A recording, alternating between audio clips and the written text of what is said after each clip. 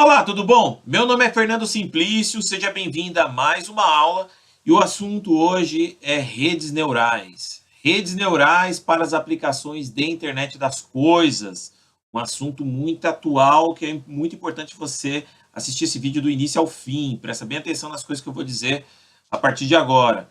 Se você está desenvolvendo projetos para IoT, projetos que envolvem a conexão de devices com a nuvem, saiba que nós já estamos em um outro momento, tudo bem? Um outro momento.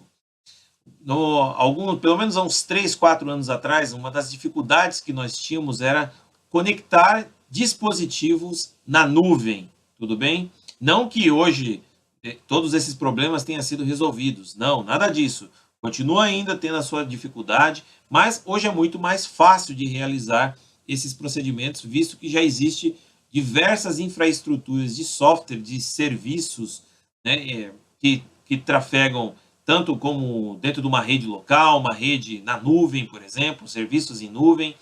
Né? Hoje existe uma infinidade de bibliotecas para muitos modelos de dispositivos, de rádios, que você pode utilizar, né, que você deve utilizar para poder realizar essa conexão com a nuvem. Tá? Então, há 4 anos atrás, um dos problemas que nós enfrentávamos era a falta de recursos, né, para a gente poder subir com as informações de uma maneira segura para a nuvem. Outra dificuldade também que existia era com relação ao link de conexão, né, com a internet. Né, como é que a gente ia fazer isso aí utilizando as infraestruturas que nós tínhamos naquela época, né, uns 4 anos atrás. Hoje, grande parte, em grandes localidades, mesmo aqui do Brasil, aí afora no mundo aí, já existe redes, né? Redes de comunicação aí ao nosso favor. Então você pode tanto subir diretamente por meio de uma rede Wi-Fi, disponibilizar as informações por meio de uma rede 3G, 4G. Então existe recursos hoje para que você possa conectar o seu dispositivo, seja numa rede LoRa, seja numa rede Sigfox, por exemplo.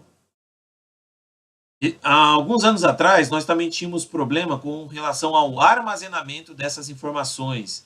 Né? Então, aí surgiu aquele tema que a gente chama de Big Data. Tudo bem? Hoje, nós, graças ao grande avanço aí computacional, né, a melhoria na infraestrutura dos computadores, né, e serviços que correm aí na nuvem, hoje é totalmente possível você utilizar esses servidores em nuvem para poder fazer o armazenamento de grande volume, né, volumes de dados, de informações. E normalmente isso é pré-requisito para projetos de IoT. Então, se nós não temos mais, assim, se nós não temos mais grandes problemas com infraestrutura e nem com serviços em nuvem, agora nós estamos numa outra fase. Qual é essa fase? Dar inteligência aos dados, tudo bem? Nós precisamos dar inteligência a esses dados. Pensa mais ou menos assim, ó. Eu posso ter um sensor, vamos supor que seja um simples sensor de temperatura, umidade, aquele mais básico de todos aí, tudo bem? Alimentando aí, né, sendo lido por um processador aí, por algum tipo de processador, e disponibilizando as informações de leitura na nuvem, tudo bem? É perigoso chegar ao final do mês e você ter aí cerca de centenas, né, de milhares de logs, de registros, né, de cada um desses sensores. A pergunta é, como é que você vai processar essas informações? Mesmo que você venha, de repente, gerar gráficos, né, mesmo que você mostre lá um gráfico para o teu cliente, para que ele possa, já vai ajudar, né, muito ele aí a entender tudo o que aconteceu durante aquele período.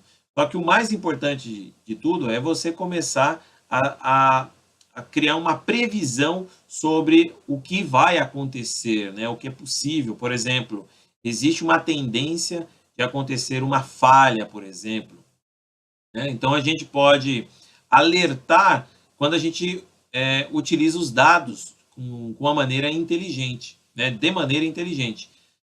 Então, existe um tema agora muito em alta que é o estudo de redes neurais, tudo bem? Machine learning, por exemplo. Tá? As redes neurais, ela passou a ser possível graças a esse grande avanço computacional que nós tivemos aí, tudo bem? porque todo o processamento, dependendo do algoritmo que você for aplicar com redes neurais, consome um recurso grande de CPU, né? E isso foi possível, né? Isso foi, de certa forma, resolvido com serviços disponíveis da Amazon, da IBM, do Google, por exemplo, da Microsoft. Então, existem vários servidores aí que já possuem APIs próprias, né, para poder trabalhar com redes neurais, né? Você tem como escalar um computador para poder realizar esses tipos de operações, né? Operações onde vai acontecer, muitas das vezes, milhares de iterações, né? Vai executar contas complexas e durante milhares de execuções, dependendo dos algoritmos que você for utilizar, tá? E nós precisamos ter um tempo de resposta mais rápido para isso aí.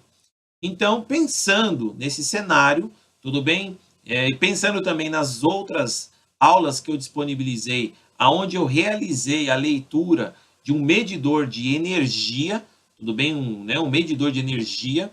Eu pensei em como dar inteligência para os dados que foram coletados desse smart meter, né? Então, eu criei aqui um algoritmo utilizando uma rede neural recorrente, tudo bem? Que é conhecida como LSTM, tá? Essa rede neural recorrente, ela tem o propósito, dentro do contexto da minha aplicação, em realizar a previsão do fator de potência frente ao histórico passado das medidas que foram coletadas. Tudo bem? Então, basicamente, se você não assistiu a aula anterior, recomendo você assistir, que são as aulas que eu mostro a implementação da leitura de um medidor de energia por meio do ESP32, onde eu subo com as informações para um servidor web. Então, esse daqui é o servidor web. Aqui estão, ó, as informações que foram coletadas, né, do medidor de energia por meio do microcontrolador, que é o ESP32, e um dos parâmetros, né, no qual foi fornecido pelo Smart Meter é as medidas do fator de potência. Então, olha só que interessante, ó. Eu tive a seguinte, para poder realizar esse projeto, eu pensei da seguinte forma: bom, eu vou conectar esse meu medidor de energia dentro aqui do meu espaço de trabalho, tudo bem? E eu vou monitorar o fator de potência. Esse monitoramento ele foi feito durante o período de 6 horas, tudo bem? 6 horas, tá? Eu sei que durante o período de 6 horas eu poderia muito bem não chegar a conclusão nenhuma, mas o meu objetivo principal era testar o modelo da rede neural, para verificar definitivamente se esse modelo ele pode ser utilizado dentro desse contexto, tudo bem? Para poder prever o fator de potência, né? Então, isso é muito interessante. Então, o que eu fiz? Eu fiz as medições durante 6 horas. Porém, as redes neurais, pessoal, elas precisam ser treinadas, tudo bem? A rede neural ela precisa ser treinada. E normalmente como é que a gente faz? Tá? Você pode pegar a tua própria base de dados, tudo bem? Os seus dados que você vai carregar na sua rede neural e utilizar parte desses dados aí, normalmente algo em torno de 70% desses dados, para treino, tudo bem? E os demais 30% você pode estar utilizando para poder testar o modelo. Então, é 30% de treino, tá? Ou melhor, 70% de treino e 30% para você poder realizar os testes com o modelo da tua rede neural. Porque uma das dificuldades que existem na utilização de uma rede neural são os ajustes dos pesos, né? Não é à toa que a todo momento o Google ele pede para que você disponibilize aquelas fotos que você bate aí no seu celular, aí que você tira no seu celular, tá? Ele pede para que você disponibilize essas fotos na nuvem, porque ele realmente quer ter acesso a essas informações para que ele possa fazer os ajustes dos pesos da sua rede neural, tudo bem? E quanto melhor for esses ajustes, né, mais preciso vai ser, né, o resultado, né, com relação a a essas iterações da tua rede neural, tudo bem? Então, por exemplo, há algum tempo atrás, eu me lembro muito bem, né, que você batia uma foto no celular, o próprio Google mostrava assim um rosto, né, de algumas pessoas que de repente estavam ali na foto e pedia para você escrever o nome daquelas pessoas, né? Na verdade, o que eles querem fazer? Eles querem treinar cada vez mais a rede neural, né? Com base, por exemplo, passando o nome daquela pessoa definitivamente, tá? Para aumentar, né, até mesmo a precisão da informação aí, né? Que isso vai resultar num ajuste de peso do ambiente aí, da rede neural, tá? Então, nesse caso aqui desse ensaio, o que eu fiz? Eu peguei 6 horas de medição, né, total do fator de potência, aqui foi medido pelo meu Smart Meter, tudo bem? Né? Essas informações elas foram disponibilizadas por meio aqui da plataforma Geniote Pro Industrial. Então, esses dados, vou mostrar aqui para você, ó, né, eu vou exportar esses dados, né? Então, esses aqui são os gráficos, isso aqui é as minhas últimas 100 medidas que são apresentadas inicialmente aqui nesse gráfico, mas a gente pode ter acesso a toda a informação clicando aqui ó, nesse campo de exportar aqui no Excel aqui, tá? Então o formato dos dados eles chegam para nós assim, ó, como você está visualizando, ó, né? Então eu tenho aqui o ID, deixa eu carregar aqui, isso aqui já era meu, ó. Eu tenho aqui o ID que é uma enumeração. Eu tenho o nome da categoria onde o sensor foi coletado, o nome do sensor, o valor do sensor, tá, que foi extraído, a hora, né, um campo de unidade aqui, eu não coloquei nenhuma unidade específica, a descrição e um label, que é uma espécie de uma identificação da variável. Tudo bem? Aqui estão os fatores de potência que foram coletados, tudo bem? Eu já tenho aqui a minha tabela tratada, né, porque eu preciso fazer alguns ajustes, vou mostrar para você, porque eu preciso separar essa tabela para treino e para teste do modelo, né, porque a nossa busca aqui, a princípio, é pelo modelo, porque se a gente tiver o modelo, tudo bem, o modelo adequado, então isso vai servir para a gente prever, né, definitivamente o fator de potência para as próximas horas. Então, o que eu fiz? Eu pensei assim, ó, poxa, se eu medir 6 horas do fator de potência, se eu por acaso utilizar apenas 5 horas, tudo bem? 5 horas, será se eu consigo prever a minha sexta hora com base nas medições do meu histórico de 5 horas? Tudo bem? Então foram medidas 6 horas. Só que dessas 6 horas eu vou utilizar para treino 5 horas. Tudo bem? Essas 5 horas vai ser utilizada para treinar a minha rede neural para que ela possa prever o que vai acontecer na minha sexta hora.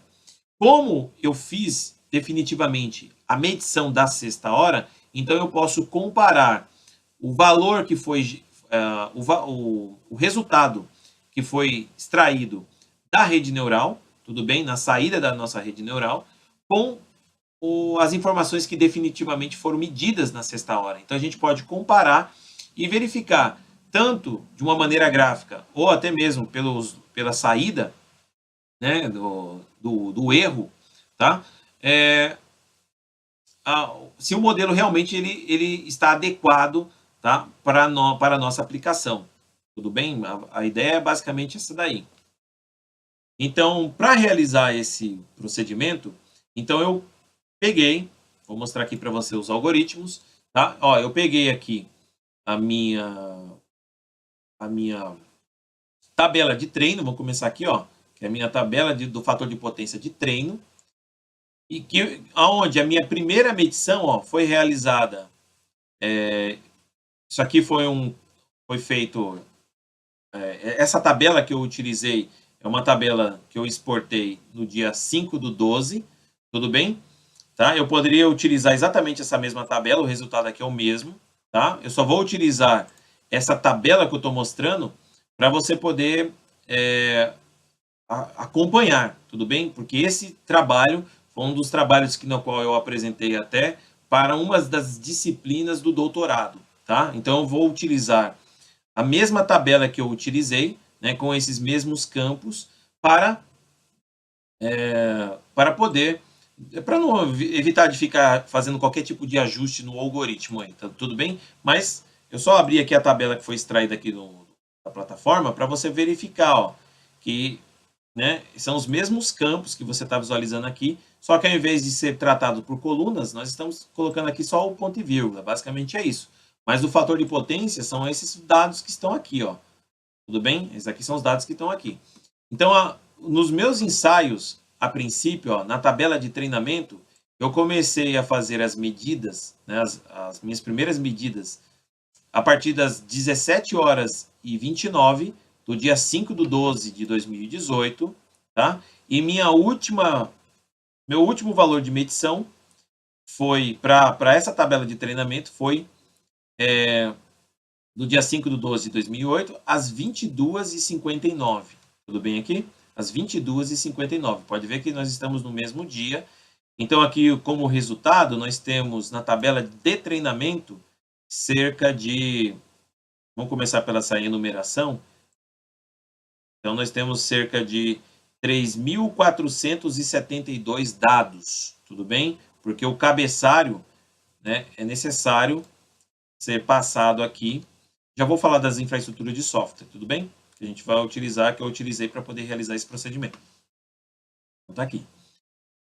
Na tabela de teste, tá? Na tabela de teste, que vai ser utilizada aqui para poder comparar, né, com os valores que vão ser gerados pela nossa rede neural, com uma saída da nossa rede neural, tá? Basicamente, olha lá, eu peguei a partir das 23 horas, né? Então, esse cara aqui, ó, quando der 22h59, né, quando virou o relógio para as 11 horas aqui, ó, da noite, às 23 horas, tá? Até, né, olha lá, às 23h18, que fosse a minha sexta hora. No total, nós temos aqui 200 dados, ó, né? São 200 dados, né, porque eu começo pelo ID 1 aqui, então nós temos 200 dados. Então, essas 200 amostras vão ser comparadas como a saída da nossa rede neural. Tudo bem? Então, eu utilizei uma grande parcela das informações que foram coletadas pelo medidor de energia para poder treinar nossa rede neural e ter um modelo. E a partir desse modelo, nós vamos comparar a saída dele com a tabela de teste, para verificar realmente se a nossa rede neural ela está respondendo, né, conforme os valores que definitivamente foram medidos na sexta hora. Tudo bem? Para realizar essa simulação, né, você pode, por exemplo, instalar esses aplicativos em um computador do formato PC para Windows. Você pode instalar isso aqui nas distribuições do Linux, com Ubuntu, na Raspberry, ou seja, é o Python que está aqui por detrás. Tá? Basicamente, você vai precisar de fazer a instalação de alguns componentes, né, para você poder rodar aí esses algoritmos. O Google lançou, né, uma distribuição que é chamada TensorFlow, tudo bem? TensorFlow. TensorFlow é uma infraestrutura para você poder trabalhar principalmente aí com redes neurais, tudo bem? Para trabalhar diretamente com o TensorFlow não é uma coisa assim muito simples de ser aplicada, tá?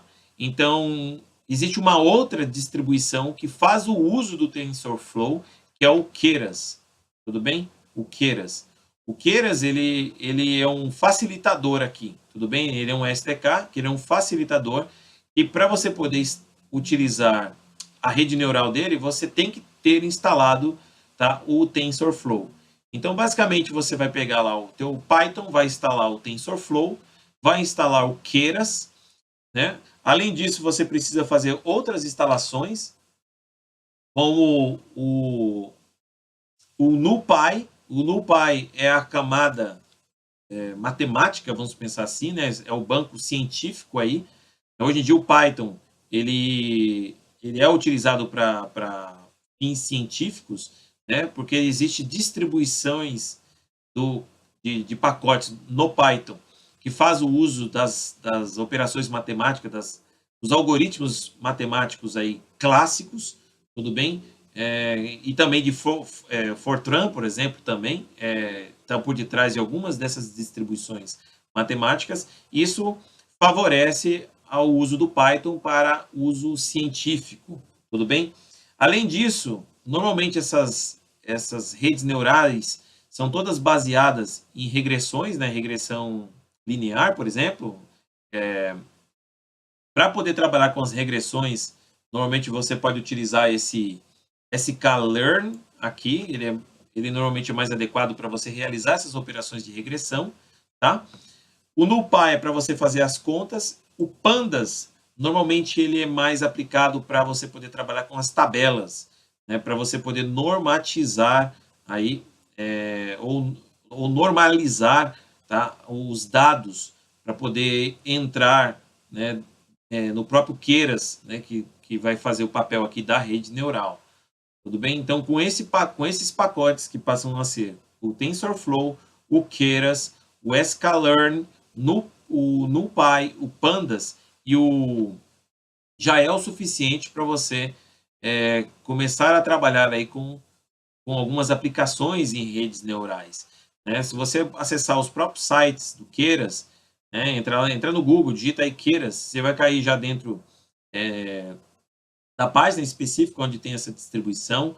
O TensorFlow também tem um repositório muito grande, já existem vários projetos que você pode estar utilizando como referência para trabalhar com redes neurais. Tudo bem? Meu objetivo aqui não é definitivamente explicar o uso de uma rede neural, mas mostrar como que uma rede neural pode ser aplicada no tratamento do fator de potência, por exemplo, né, para previsão do fator de potência, né, para dar inteligência aos dados que estão sendo coletados, tá?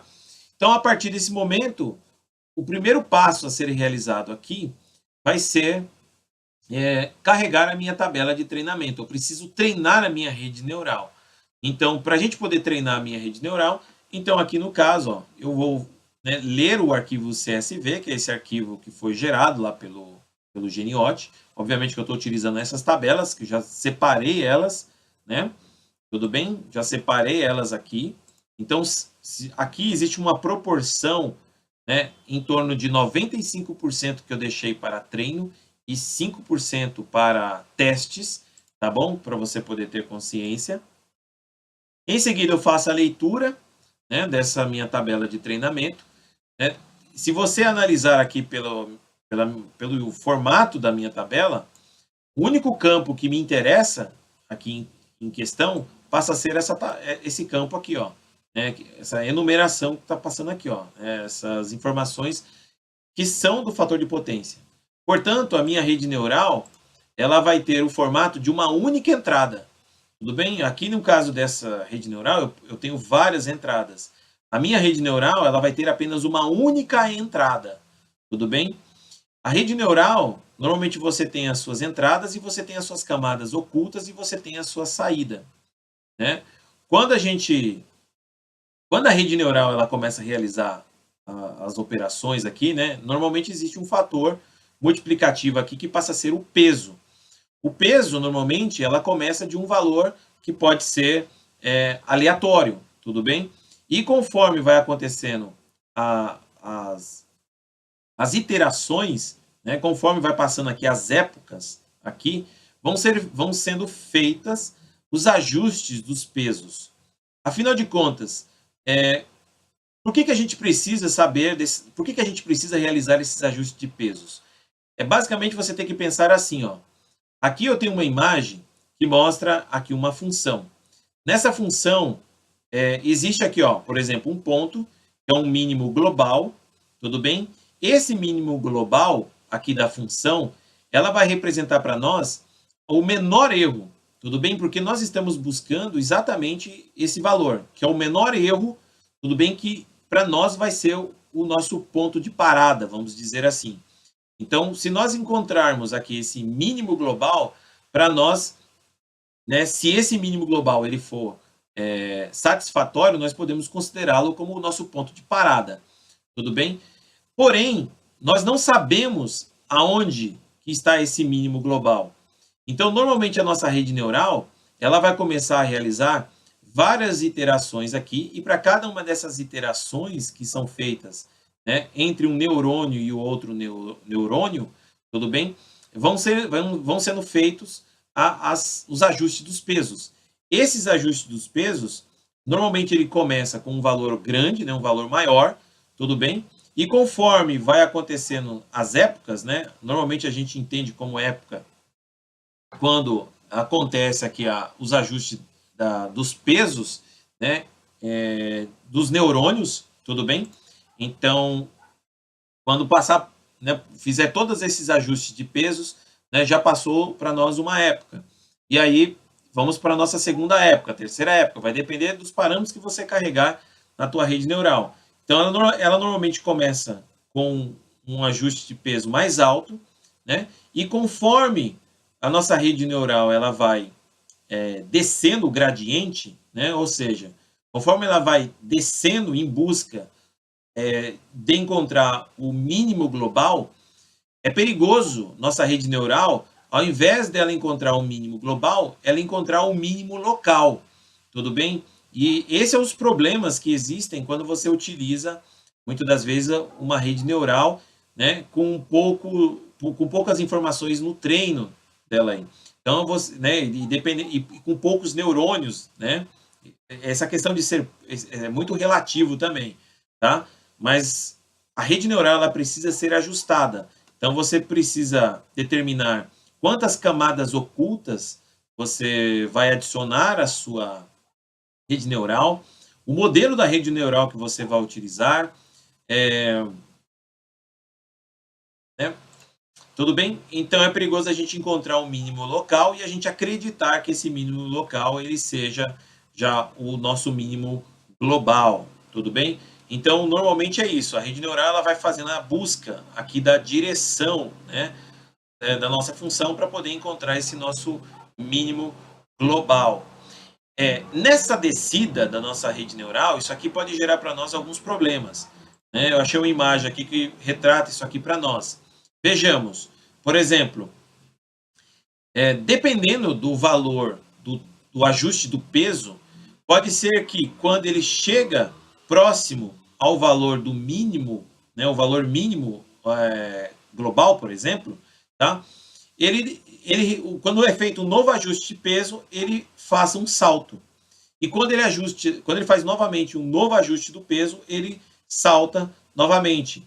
Tudo bem? Ou seja, ele ultrapassa o valor do mínimo. Por quê? Porque o valor de avanço do peso está muito grande. Tudo bem? Isso daqui gera alguns problemas para nós quando a gente for buscar esse ponto de mínima aqui na descida do gradiente. Outro problema também que existe nessa descida do gradiente em busca do mínimo global é quando o valor do peso ele passa a ser tão pequeno, mas tão pequeno, e quando acontece a multiplicação aí nessas iterações dos neurônios, tá? O valor ele fica tão pequeno e tão insignificativo que não há mais mudança, né, no valor do erro, tudo bem? Então, nós não conseguimos chegar ao nosso mínimo global, né, de uma maneira, sei lá, mais adequada, sei lá, a gente não consegue encontrar esse valor, porque o mínimo ele passou, porque o valor do peso passou a ficar muito pequeno a ponto de não mais alterar o resultado. Tudo bem? Então, alguns problemas que existem aí. Por esse motivo que nós temos que, a todo momento, realimentar a nossa rede neural, né, fazer um novo ajuste dos pesos, né, e utilizar os modelos de algoritmos que mais talvez se adequem ao formato, ao modelo de informação que você deseja utilizar, tá? Esse modelo de rede neural que eu estou utilizando, ele é o LSTM. Então, se eu escrever aqui LSTM, esse aqui é o Long Short Term Memory, né? Então, a gente tem vários tutoriais que você pode encontrar aí. Esse modelo aqui, ele é um modelo recorrente, né, de redes neurais. Ele é, inclusive, utilizado em bolsas de valores, né, para fazer a previsão de ações, por exemplo, né? Então, esse modelo ele é muito aplicado para esse mercado de ações e para várias outras outras utilidades, como, por exemplo, nós podemos prever numa conversa o que uma pessoa poderia dizer, tudo bem? Então, é utilizado esse modelo também, né? Existem alguns exemplos que você verificar aqui, que é para criação, por exemplo, de um frame de um vídeo, né? de um vídeo que está sendo transmitido, por exemplo, com base no histórico anterior, ele prevê um frame, por exemplo, tá? Uma cena, alguma coisa que vai acontecer. Então, ele é muito aplicado aí, tá? Então, basicamente, a gente tem... São esses os pré-requisitos aqui de instalação. Então, uma vez realizando a leitura aqui da tabela CSV para treinamento, eu consigo extrair apenas o valor do fator de potência, porque eu só tenho apenas uma única entrada. Porém, os dados eles necessitam ser normalizados. Essa normalização dos dados, na verdade, nós vamos converter todos os valores lidos numa escala entre 0 e 1%. Isso é muito importante, porque você tem que lembrar que, normalmente, as operações matemáticas que vai acontecer aqui são tudo baseado em matrizes, né? Então, nós estamos normalizando esses dados aqui para que a gente possa realizar as operações da maneira adequada dentro dessas APIs, tá? Então, a gente cria aqui um normalizador, né? E a gente normaliza a nossa base de treinamento aqui, tá? Agora, vem uma informação que é muito importante, né? Com relação à questão do uso do treino. Por exemplo, nós podemos... vamos supor aqui, ó, vamos pegar essa tabela de treinamento. Ó. Vamos pegar, por exemplo, esse dado aqui. Ó. Numa rede neural, eu não tenho, por exemplo, como prever essa informação aqui, ó, sem ter um histórico anterior. Tudo bem? Por exemplo, eu não tenho como prever esse dado aqui com apenas um único dado no passado. Tá vendo aqui? Ó, uma única medida no passado. Normalmente eu preciso de mais informações para poder prever um determinado dado. Tudo bem? Então, basicamente, o que eu fiz aqui? Ó? Né? Então, esse algoritmo que você está visualizando aqui, ele vai pegar em grupinhos de 90. Né? Então, eu agrupei aqui em grupos de 90. Então, vai ser assim, ó, os meus 90, minhas 90 medidas, minhas primeiras 90 medidas vão ser utilizadas para poder testar a próxima. Tudo bem? Tendo acesso à informação de saída da rede neural, agora eu pego essa próxima informação que já é conhecida, que foi gerada pela rede neural, e utilizo ela para poder fazer a próxima previsão. E assim por diante. Então, eu separei em grupinhos de 90 aqui, que são os meus previsores. Tudo bem? Então, eu tenho os meus previsores e a minha tabela com o fator de potência aqui. Tá bom? Então, separei eles aí. Em seguida, como a gente vai ter que inserir esses dados, entrar com esses dados na nossa rede neural, tá? Então, eu preciso utilizar essa função, que é um reshape, né? Esse objeto reshape, aqui, que no caso é do NumPy, né? Da nossa função do NumPy. Ele vai formatar esses dados aí. E agora começamos a nossa rede neural, tudo bem? Então, aqui eu entro com meus previsores, que são aqueles, né, esses grupos que estão sendo adicionados aqui, ó, né, deslocados sempre em 90 elementos, tá? Aqui passa a ser o formato de entrada, né, da função NumPy, para a gente poder entrar dentro dos dados do Keras. Como eu só tenho apenas um único dado, né, então aqui é o dado de entrada, aqui é a quantidade de elementos e aqui é uma única informação que vai entrar na nossa rede neural. Tudo bem? Então, basicamente é isso. Então, a gente está construindo esse previsor, que é o formato que o Keras, que é de rede neural, ele aceita. Tá? Se nós tivéssemos mais valores de entrada, provavelmente a gente vai ter que alterar esses parâmetros aqui. Tá? Em seguida, a gente começa agora a criar a nossa rede neural. E a rede neural, obviamente, era baseada sempre normalmente uma regressão, tá?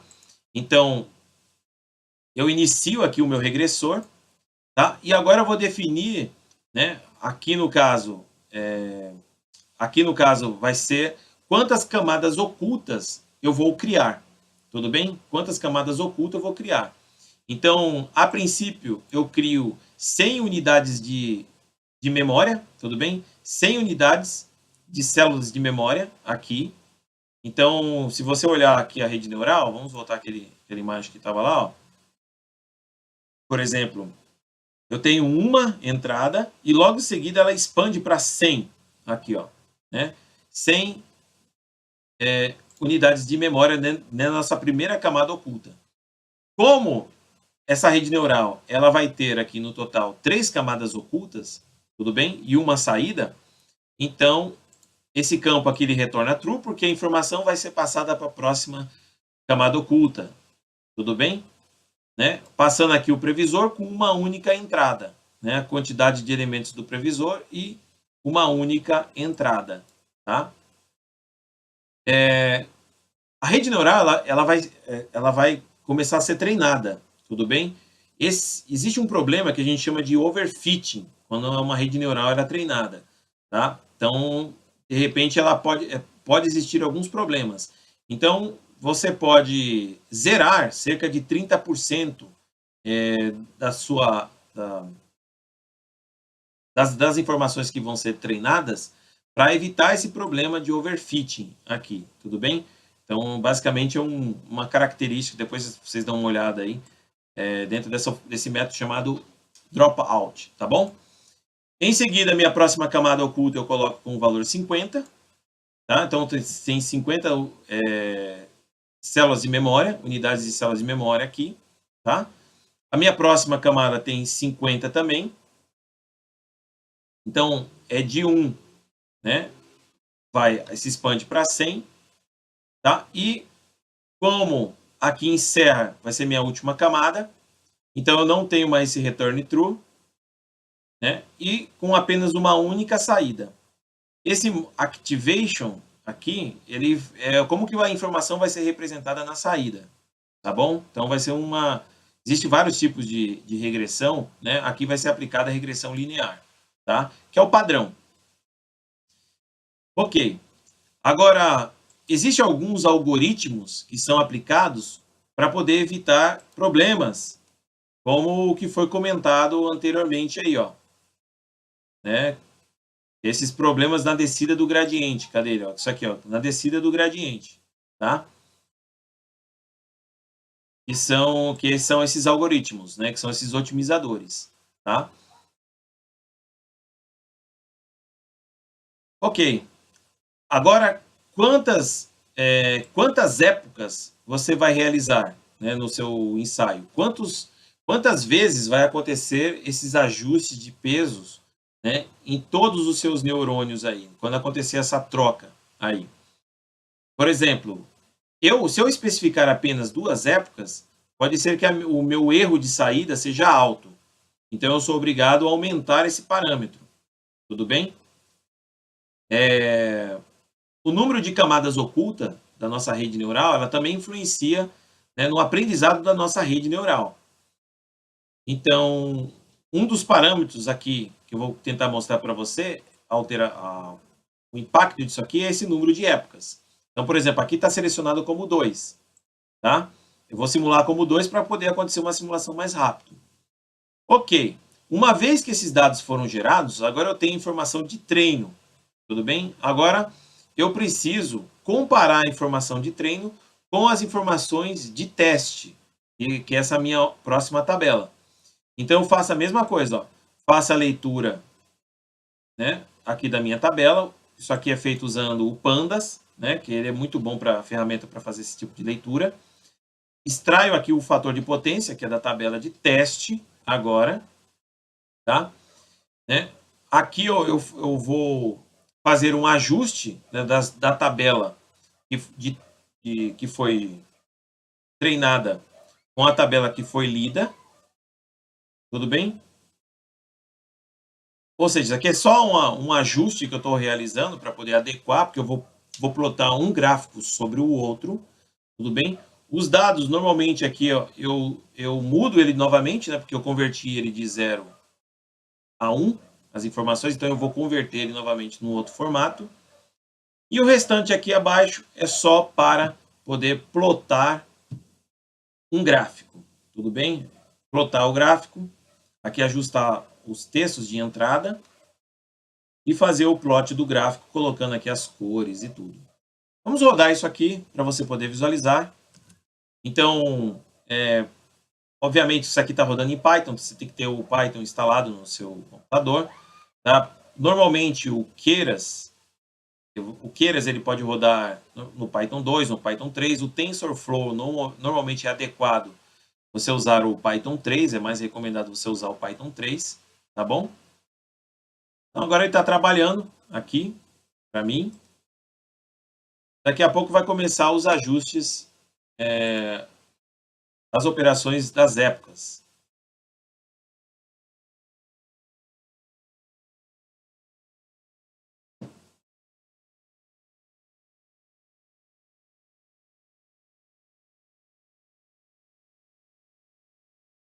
Olha lá. O que significa esse valor de 100? Ó? Isso aqui são o total das informações que estão sendo executadas aqui a quantidade de dados que estão sendo tratados na minha rede, né? Em grupinhos de 100. Ó. A cada 100 em 100 é feito aqui uma iteração. Isso na nossa primeira época. Tudo bem? Ele está fazendo os ajustes em grupinhos de 100 em 100. Tá? Porque como eu tenho 100 unidades na minha camada, na minha primeira camada, como é que vai ser feito esses ajustes de peso? Em 1, né? Em 100 em 100, em 10 em 10, como é que você vai fazer isso aí? Tá? Então, basicamente, esse parâmetro, ele entra aqui, ó, nesse batch size. Batch size é isso, tá? Como é que vai ser tratado o grupinho aí, ó. Na nossa segunda época, nós já estamos agora partindo para a segunda época, e aqui, ó, nós temos a nossa taxa de erro.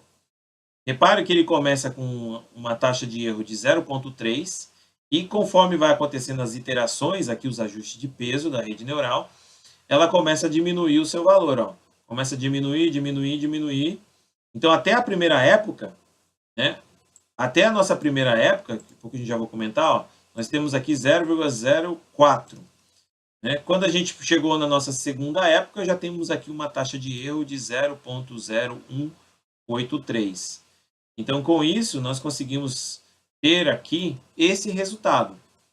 Então, olha só que interessante. A linha que está em vermelho passa a ser as medidas reais que foram extraídas do medidor de energia, que é o meu Smart Meter. Lembrando sempre que esses valores são os valores do fator de potência, tudo bem? Medida na nossa sexta hora, ou seja, a partir das 23 horas. No total, são 200 amostras aqui. A nossa linha azul corresponde à função de saída, né, da nossa rede neural. Então, repare que definitivamente existe uma tendência mesmo, né, da rede neural estar configurada de maneira adequada, a ponto de prever as informações, tudo bem? Considerando o nosso erro de 0,0183. Ou seja, eu tenho praticamente aqui 0,98%, né, de probabilidade dessa função representar definitivamente as informações do fator de potência da sexta hora. Tudo bem? Por exemplo, eu vou mostrar aqui para você, ó. Eu vou pegar aqui, ó, um gráfico que eu tenho, né, que eu já gerei ele. Aqui, ó, para 20 iterações. Tudo bem? 20 épocas, desculpa, 20 épocas. Com 20 épocas, olha só como a função, né, que é azul é a rede neural, ela definitivamente ela representa os dados da sexta hora. Né? A rede neural ela não sabe o que vai acontecer nessa sexta hora. Né? Então, para isso, eu utilizei os dados anteriores, né? Cerca de 95% da tabela que foi gerado aí. Então, repare que a rede neural ela responde, né? Isso que é interessante, né? Isso que é a inteligência sendo aplicado por meio de uma rede neural. Ela preveu o que vai acontecer no futuro, que seria essa sexta hora, né? A linha que está em vermelho são os dados que foram medidos pelo meu Smart Meter, tudo bem?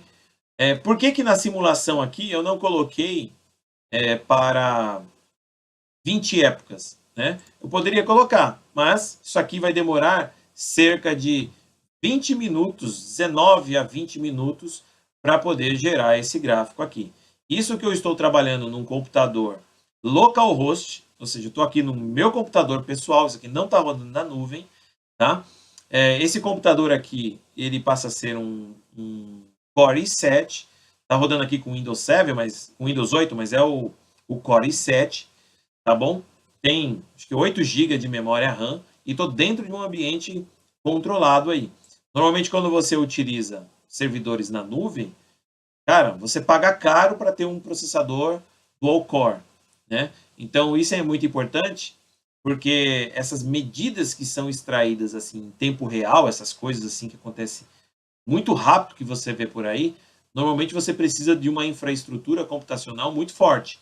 Então, a Amazon, por exemplo, só nessas 2 últimas semanas, liberou algumas ferramentas, alguns plugins, para você poder utilizar os supercomputadores deles, ao invés de você ficar utilizando a sua instância EC2, né? Então, aí você pode utilizar os supercomputadores dele. E, normalmente, eu não entendi muito bem essa cobrança, mas, se não me engano, para cada ensaio que você realiza, é em torno de 50 a 80 centavos de dólar, né? Não sei exatamente lhe dizer qual é a configuração da rede neural para poder realizar essas operações. Mas o interessante é que você consegue utilizar os supercomputadores deles e vai certamente trazer uma resposta muito mais rápido aí nas operações que você for tratar. Beleza?